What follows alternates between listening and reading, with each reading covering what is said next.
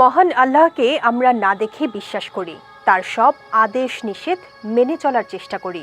কিন্তু যে আল্লাহকে না দেখে ইবাদত করছি, সে আল্লাহ যেদিন দেখা দিবেন, কেমন হবে সেই দিনটি? হাসরের ময়দানে সব হিসাব শেষ হবার পর বিশ্বাসীদের মহান আল্লাহ তাআলা জায়গা দিবেন জান্নাতের শান্তি ও পরম নিয়ামত, যেখানে মানুষের কোনো ইচ্ছা অপূর্ণ থাকবে না। জান্নাতের মাটি হবে মিশুকের গন্ধ বিশিষ্ট, যেখানে মুমিনদের জন্য যে ঘর বানানো হবে তার ইট হবে স্বর্ণ ও রূপার তৈরি। এছাড়া জান্নাতের রাস্তাগুলো মুক্তার তৈরি, আর ঘাস জাফরানের কারো বয়স বাড়বে না। কোনো কোনো বর্ণনায় আছে জান্নাতে পুরুষদের বয়স হবে 30 অথবা 33, আর তাদের উচ্চতা হবে আদম আলাইহিসসালামের মতো। অন্যদিকে জান্নাতের নারী সৌন্দর্য হবে অকল্পনীয়। হাদিসের বর্ণনা অনুযায়ী যখন কোনো ব্যক্তি তার স্ত্রীর দিকে তাকাবে, তখন তার সৌন্দর্য দেখে সে মুগ্ধ থাকবে 40 বছর।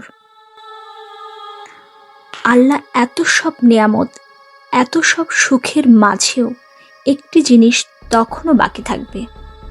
আল্লাহ একদিন সব জান্নাতবাসীকে এক জায়গায় জমা করবেন আর জিজ্ঞেস করবেন, হে ঈমানদারগণ, তোমরা কি জান্নাতে সন্তুষ্ট?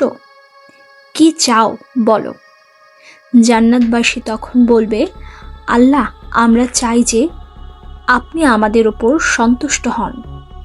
আল্লাহ বলবেন, আমি তোমাদের উপর সন্তুষ্ট, তাই তোমাদের আমি জান্নাত দান করেছি।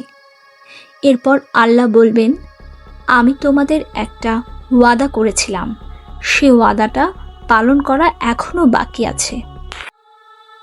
মানুষ তখন অবাক হবে আর নিজেদের মধ্যে গুঞ্জন করবে যে কি সেই ওয়াদা। আল্লাহ তো আমাদের সৎ কাজের প্রতিদান দিয়েছেন, আমাদের মন্দ কাজগুলো ক্ষমা করেছেন, তার রহমত গুণে আমাদের জান্নাতের প্রবেশ করিয়েছে। আর কি বাকি থাকতে পারে? এমন সময় জান্নাতের আলো ছড়িয়ে যাবে আলোতে। স্বয়ং আল্লাহ সেই জমায়েতে উপস্থিত হবেন, বলবেন, কারা সেই ব্যক্তি আমাকে কখনো দেখেনি কিন্তু তবু বিশ্বাস করেছে। আজকে হচ্ছে বৃদ্ধির দিন, তোমরা যা চাও তাই দেয়া হবে।